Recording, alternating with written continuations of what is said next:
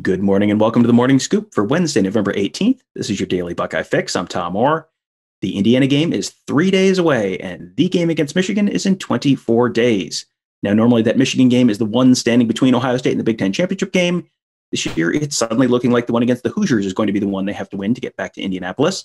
My guest today is Jon Blau. He is the Indiana football beat writer for the Herald-Times newspaper in Bloomington. Jon, thanks for joining us.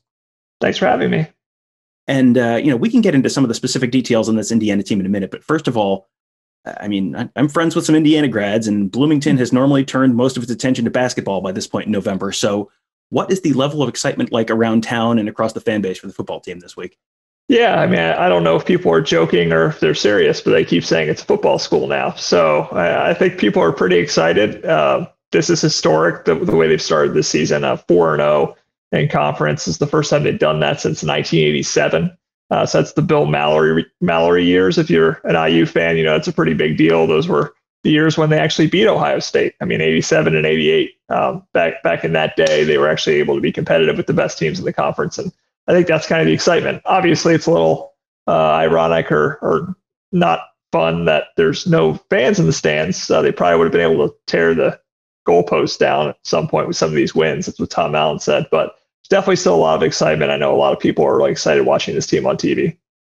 Now, Tom Allen is someone I was extremely wrong about when they hired him. That was the same offseason as they had Jeff Brom hired at Purdue, and it was like, oh, this isn't going to work out at all for Indiana. And nope, working out just fine. He was, a relative unknown when he got that Indiana job following Kevin Wilson. It seems like he has those ties to Florida, which seems like they've helped him bring in some pretty good talent. But what has he done to get the program to a level where, it hasn't been? Bill Mallory is he's like the Woody Hayes of Indiana football, was actually a Woody Hayes assistant at one point on that 1968 national championship team. So what has Tom Allen done to start getting his team in the same sentence as some of those Bill Mallory teams? Yeah, I think you hit a couple points there. I think the Florida pipeline, getting better athletes, especially on the defensive side of the ball. If you look at this defense, last year they had some problems, but they were extremely young. This year they're kind of really maturing and coming into their own. But a lot of great athletes on that defense. Michael Penix, obviously. you recruit him, and at the quarterback position, he's been special. But I think that the reason he's been able to recruit so well is that people just think he's a really genuine guy. You don't want to fawn over a coach too much. Especially if you're a media member, I'm not going to do that. But at the same time, when you listen to recruits talk about him, just the fact that, he has that love each other, LEO message, the passion that he displays. There was a really interesting moment in the press conference this past week where he was talking about his long journey, which again might have been some of your skepticism and other people. He spent a lot of time in the high school ranks before he really came up into the college ranks and really kind of shot up and was a defensive coordinator for IU for 1 year and then became head coach. They're really taking a chance on him. But he got really teary-eyed talking about it, just about how he's always tried to love up these kids and started thinking about his family and all the sacrifices they made. And obviously Thomas, his son, just went out for the year with a hip injury, which was really sad because he went out for the year last year with a shoulder injury. And he just started getting really, really emotional. I was saying that, I don't care what anybody says about this stinking game. We're going to fight, and I just remember the Twitter reactions. Everybody, the gift I saw the most was just a man running through a brick wall. And I think that's just what these players, that's how they respond to him. He gets players to play at another level. And, obviously, again, labeled the high school coach, but I think he's really, really genuine and he's really, really able to connect with these guys. And he learned that in the high school ranks and he brought that into college and it's had a lot of success for him. He's had a really interesting staff there as well. He's got a couple very, very young coordinators, which that's a story that's gotten some coverage, especially Ohio State fans will remember Nick Sheridan, the former Michigan quarterback. He's their offensive coordinator now. But they've had some other really interesting names on that staff. One of them was their former strength coach. Now, he got poached over the offseason. You think, okay, Indiana strength coach gets poached. Where does he go? Michigan State or no? How about Alabama? Nick Saban's Alabama Crimson Tide needed a strength coach, and they went, let's get the guy from Indiana. And I heard that, and it was like, what? That's crazy. So what was it that made him special, and have they been able to keep that level up since he left?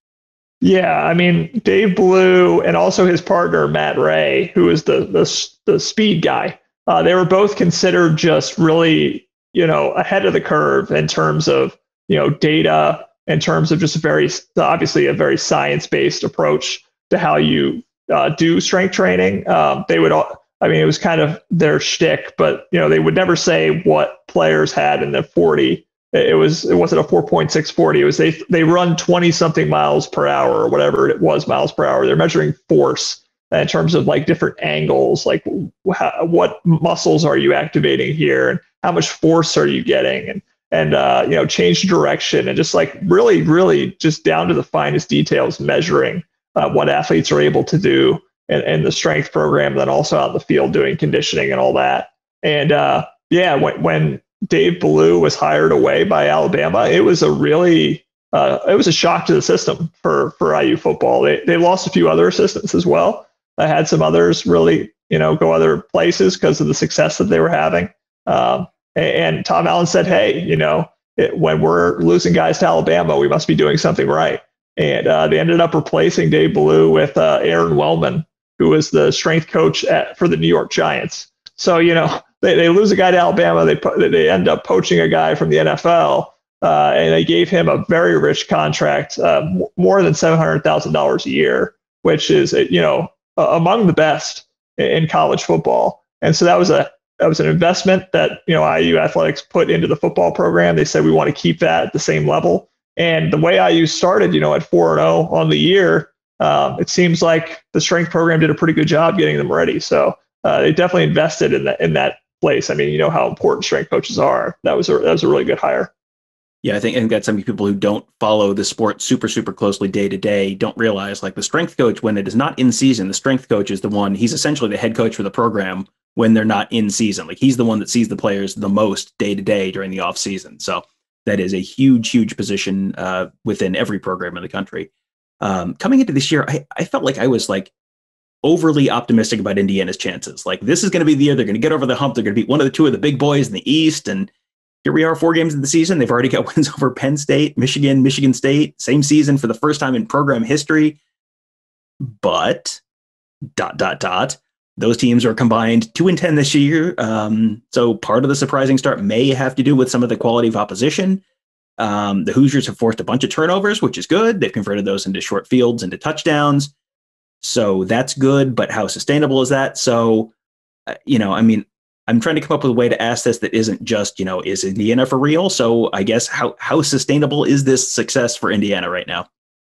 It's sustainable if they're able to continue to do the things defensively that have put them into position to create those turnovers. Because the thing about IU defensively is they would give up way too much on first and second down. It's just way too easy for offenses to just get easy yards and stay on schedule. The rush defense for IU is ranked in the top 20 in the country now. And so what they're doing is they're putting offenses in, bad situations where they're making mistakes. And a lot of these turnovers have been errant throws. I mean, they've just been, just not good balls from Joe Milton or Noah Vedral, or I guess last week it was Rocky Lombardi. But I guess whether it's sustainable or not, I think is going to be really shown in this game. I mean, I think obviously Ohio State's going to be kind of a benchmark kind of test for IU. It's like, when you're playing the best in the conference, can you still force those turnovers? Can you still move the ball when you need to? The rushing game hasn't really been as good as IU would like it to be. But that's something we kind of expected a little bit coming into the year, just because of what they're replacing on the offensive line. But if you can still force these turnovers and you can still play as stout as they have on defense, you're just coming off of a shutout against Michigan State. That is sustainable, but against the best in the conference, against Ohio State, I'm not sure. And I guess that's really the important thing that we're going to see this week. I mean, you mentioned the struggles in the run game. Stevie Scott, who has had kind of the bulk of the carries this year. Samson James, that's a name Ohio State fans probably remember. He was committed to the Buckeyes at one point, flipped to Indiana. They're both under 4 yards a carry. And Michael Penix hasn't really run at all this year. So they've been fairly one-dimensional. But, I mean, if Ohio State has an area of legitimate concern right now, it seems like it's a defensive backfield. And Indiana seems like they may actually have the weapons to take advantage of that to some degree this year. I mean, and first of all, let's just get this out of the way. This is an incredible group of names here. Michael Penix, Whop Philyor, Ty Freifogel and Peyton Hendershot. Like those are some names right there. Can you share a little bit about the scouting report on the Hoosiers passing attack and what the Buckeyes might be going up against on Saturday? Yeah, and I'm not going to say who it is, but I actually have a friend who scouts NFL players a little bit. He said, I'm not watching a guy named Freifogel. I just thought that was like a Freifogel was a weird word or something like that. And then it was during the game. I was like, well, he's 200 yards and 11 catches. You might want to go watch that guy. But yeah, he's a talented guy. Watt Fillier, obviously a great name as well. Talented guy. They have a lot of versatility, I would say. I mean, Watt Fillier is obviously a little more that speed, yards after catch in space. He gives you that element. Ty Freifogel is a 6'2", 214-pound guy who's got a nice vertical, so he can really be a jump ball threat. He's going to hurt you there. Peyton Hendershot's, work in the middle. They love to run that tight end delay, or just bring him across the middle when you got Freifogel a little bit deeper, and then you have Hendershot kind of underneath and kind of stress you, both vertically and horizontally. And then there's more to it there too. I mean, David Ellis is coming back. He came back last week. He's a running back / receiver who can do both. You've got Miles Marshall, another 6'4" target, who's got some nice speed, some nice size. And Michael Penix, obviously, I mean, he can make throws that not a lot of quarterbacks can make. When he's protected well, he could throw from sideline to sideline and put a ball in there with his rocket left arm that the corner thinks they have a chance to get under, and they just don't have the time or opportunity. He's special in terms of his arm talent. So yeah, no, if Ohio State's been having some trouble in their secondary, that's something that could be worrying, because it was kind of the same deal with Michigan, where they were having trouble against the pass, and what IU did is they passed to set up the run, and that's you pass to get most of your yards, and then you run when now they finally bailed everyone out. So that if you're Ohio State, you're going to want to limit IU a little bit through the air to make sure you don't get to that phase where they're able to put you in some bad situations in the run game. So it's going to be an interesting thing to see how that unfolds. Yeah, Ohio State's struggles in the pass game have not been quite as extreme as Michigan's this year. Right. But yeah, definitely as far as areas are concerned, I mean, that's one that keeps coming up when we talk today and when we keep talking to the players and the coaches. So that's something they're at least keeping an eye on.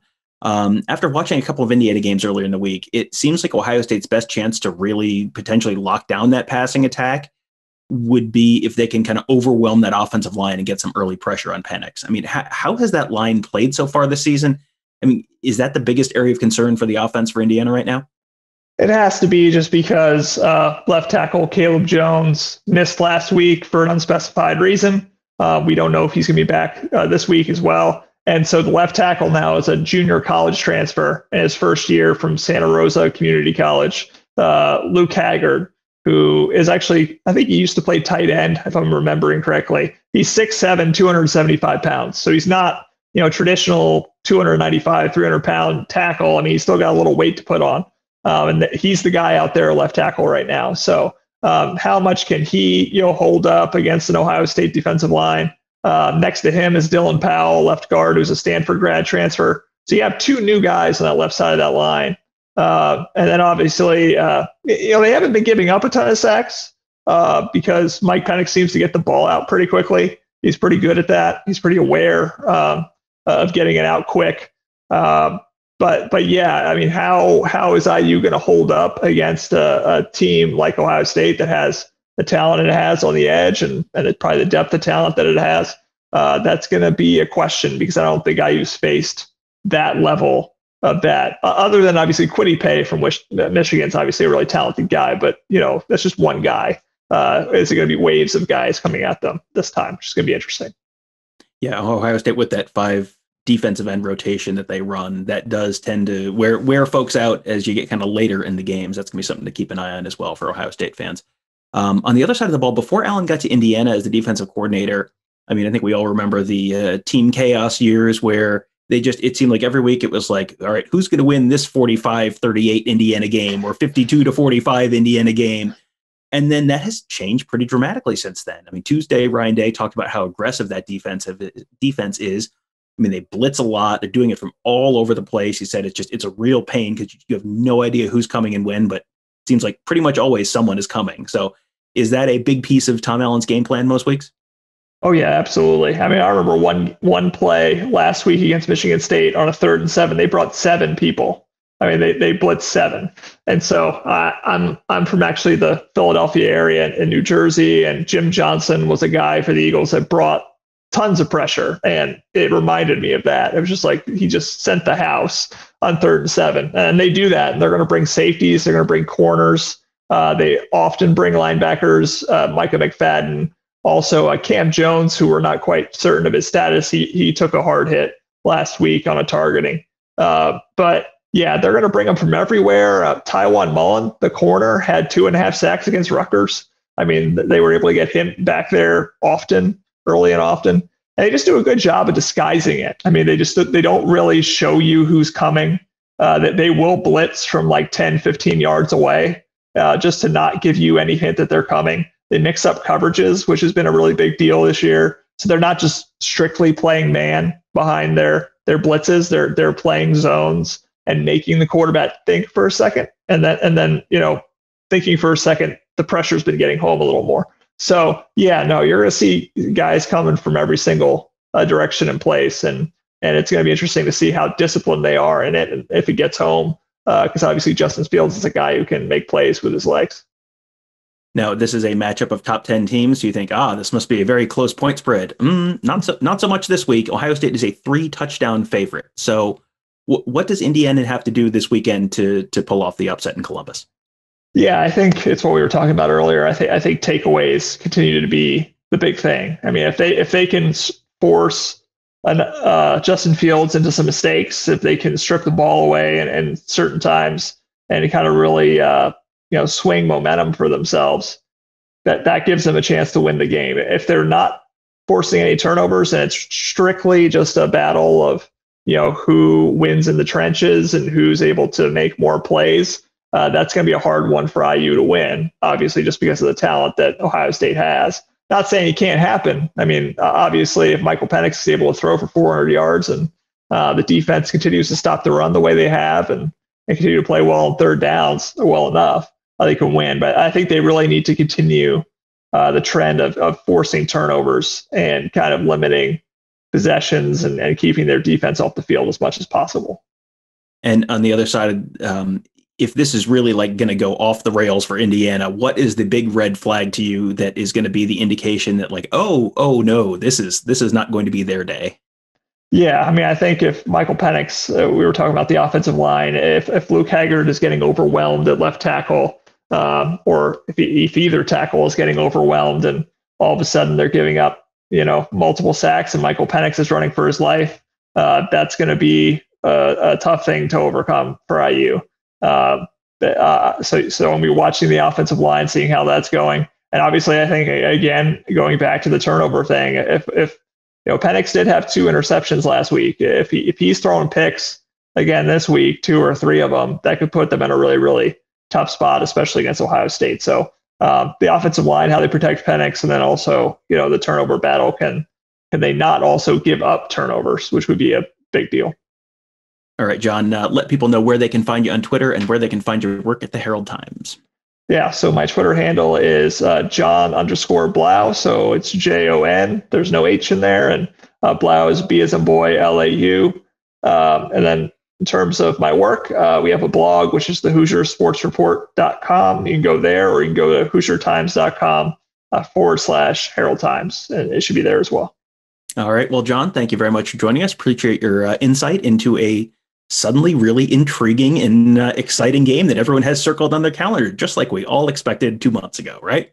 Absolutely. Yeah. We all had it. Yeah. Bold. All right, Jon. Well, thank you again for joining us. Make sure, guys, check out all of the great podcasts from the Buckeye Scoop Podcast Network. Just search on Apple Podcasts, Google Podcasts, SoundCloud, Spotify. Just search Buckeye Scoop to find all of those. We have a ton of great shows. Kirk Barton just released a fantastic episode of the Scoop World Order. Just find that. Just search Buckeye Scoop. You can subscribe right there to all of our shows. Leave us a 5-star rating and review while you're there. Thank you guys for listening. Have a great day. We will talk to you tomorrow.